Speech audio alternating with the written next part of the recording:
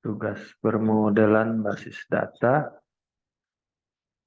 mahasiswa Telkom University IF 46021 PJJ.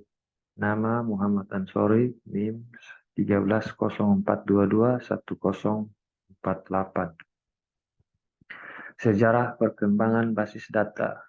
Database adalah kumpulan informasi yang disimpan di dalam komputer secara sistematik, teratur sehingga dapat diakses, diperiksa, atau digunakan menggunakan suatu program komputer untuk memperoleh informasi dari basis data tersebut. Software database merupakan aplikasi perangkat lunak yang digunakan oleh user untuk mengelola dan memanggil database tersebut. Pengelolaan dan pemanggilan query basis data disebut dengan sistem manajemen basis data, database management system. Contoh software database diantaranya adalah DB2, Microsoft SQL Server, Oracle, Sybase, Interbase, Xbase, MySQL, dan lainnya. Perkembangan teknologi database saat ini berkembang sangat pesat. Banyak bentuk-bentuk yang dulu hanya mempunyai teknologi sebagai tempat penyimpanan data yang terdiri dari file, field, record, dan diolah serta ditampilkan menjadi informasi dalam berbagai format tampilan yang sederhana.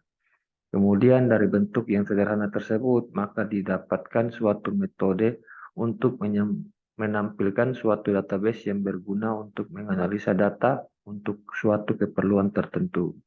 Dengan memanfaatkan relasional database yang sudah ada, maka didapat suatu cara untuk mengantisipasi kebutuhan guna menganalisa data secara cepat untuk membantu mendapatkan keputusan dalam suatu aplikasi atau organisasi.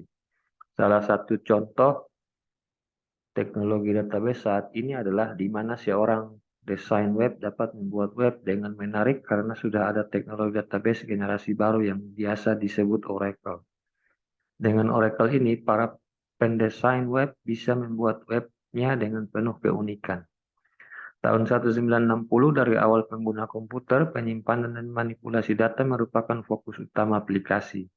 Pada awal tahun 1960, Charles Beckman di perusahaan General Electric mendesain generasi pertama DBMS yang disebut penyimpanan data terintegrasi, Integrated Data Store. Dasar untuk model data jaringan dibentuk lalu distandarisasi oleh Conference on Data System Language. Kemudian Beckman menerima ACM Turing Award, penghargaan semacam Nobel, di tahun 1973. Pada akhir tahun 1960-an, IBM mengembangkan sistem manajemen informasi, DBMS. IMS dibentuk dari representasi data pada kerangka kerja yang disebut model data hierarki dalam waktu yang sama. Hasil kerja sama antara IBM dengan perusahaan penerbangan Amerika mengembangkan sistem Sabre. Sistem Sabre memungkinkan user mengakses data yang sama pada jaringan komputer. Tahun 70, Edgar Cote di Laboratorium Penelitian di San Jose mengusulkan suatu representasi data baru yang disebut model data relasional. Pada tahun 80, model relation menjadi paradigma DBMS paling dominan. Bahasa query SQL dikembangkan untuk basis data relasional sebagai bagian proyek sistem R dari IBM. SOL distandarisasi di akhir tahun 1980 dan SOL 92 diadopsi oleh American National Standard Institute (ANSI) dan International Standard Organization (ISO. Program yang digunakan untuk eksekusi bersama dalam basis data disebut transaksi. User menulis programnya dan bertanggung jawab menjalankan program secara bersamaan terhadap DBMS. Pada tahun 1999, James Gray memenangkan Turing Award untuk kontribusinya pada manajemen transaksi dalam DBMS.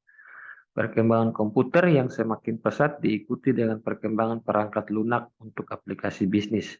Sejak tahun 1970-an sampai awal tahun 80, manajemen berbasis file tradisional berkembang menjadi manajemen basis data.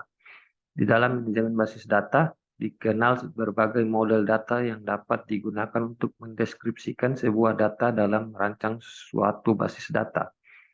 Perbedaan basis data aktif dan pasif. Sistem basis data dan konvensional disebut basis data pasif dalam arti manipulasi data bisa dijalankan oleh database hanya dengan perintah yang diberikan langsung oleh pengguna atau program aplikasi yang terletak di luar basis data. Sedangkan basis data aktif merupakan pengembangan dari database yang memindahkan sifat reaktif program ke dalam database. Salah satu contoh integrity content seperti adanya data tertentu yang harus memenuhi nilai unik atau beberapa data yang fungsi yang secara ofisien dapat dilakukan oleh basis data aktif. Akan tetapi dalam basis data pasif harus diprogram di dalam aplikasi adalah integrity content dan trigger. Basis data pasif memiliki keterbatasan untuk mengontrol bentuk berisi keterhubungan dengan kata lain. Selain itu, pada penggunaan trigger pada basis data pasif, jika terjadi perubahan pada constraint atau trigger itu sendiri, maka harus bisa menemukan dan memodifikasi program atau kode yang relevan di setiap aplikasi. Sedangkan pada basis data aktif memiliki kemampuan untuk mengontrol integrity constraint pada keseluruhan database dan penggunaan trigger yang mampu menjalankan suatu aksi ketika mendeteksi suatu kejadian tertentu tanpa mencari kode-kode yang relevan pada program aplikasi untuk ikut diubah. Arsitek basis data aktif yang sering digunakan termasuk dalam sistem arsitektur berlapis. Layer arsitektur, di mana semua komponen basis data aktif terletak di atas basis data konvensional. Tahun 1980 pada akhir tahun dan bermula tahun 1990 banyak bidang sistem basis data dikembangkan. Penelitian di bidang basis data meliputi bahasa query yang powerfit, model data yang lengkap, dan penekanan pada dukungan analisis data yang kompleks semua bagian organisasi. Beberapa vendor, misalnya IBM, DB2, Oracle, dan Informix UDS memperluas sistemnya dengan kemampuan menyimpan tipe data baru, misalnya image dan teks, serta kemampuan query yang kompleks. Sistem khusus dikembangkan banyak vendor untuk membuat data warehouse dan mengonsolidasi data beberapa basis data. Perkembangan dan pemanfaatan teknologi informasi yang pesat dewasa ini telah menjadikan teknologi informasi sebagai kekuatan pendorong bagi reformasi di berbagai bidang, sehingga berdampak pula terdapat pembangunan sosial dan ekonomi sekarang dan di masa mendatang. Teknologi informasi melahirkan era baru, yaitu berbagai barang dan jasa dibeli, dikirim, dibayar, dan digunakan tanpa meninggalkan sistem informasi dan jaringan komunikasi. Disukai atau tidak, dampak dari era reformasi 1998 benar-benar membawa dampak yang signifikan dalam perkembangan dunia telekomunikasi, informasi, dan internet. Dan seiring semakin terbukanya pintu perdagangan dan arus informasi, maka layanan yang dahulu mungkin hanya bisa dinikmati oleh beberapa kalangan elit dan berduit, kini sudah bisa dinikmati oleh masyarakat lebih luas. Sebut saja layanan TV kabel berlangganan. Kemajuan teknologi sudah berkembang sangat pesat di berbagai lini kehidupan, terutama internet. Perkembangan internet sudah dapat jauh lebih berkembang dibandingkan 11 tahun silam. Mari sejenak kita menengok ke belakang mengenai masa lalu dunia internet. Suatu fenomena menarik adalah munculnya Enterprise Resource Planning (ERP) dan Manajemen Resource Planning (MRP) yang menambah lapisan substansial dari fitur berorganisasi aplikasi pada DBMS utama. Data disimpan dalam DBMS rasional, kemudian lapisan aplikasi dapat disesuaikan pada perusahaan berbeda seri. Sekian dulu penjelasan video untuk tugas permodalan basis data. Terima kasih.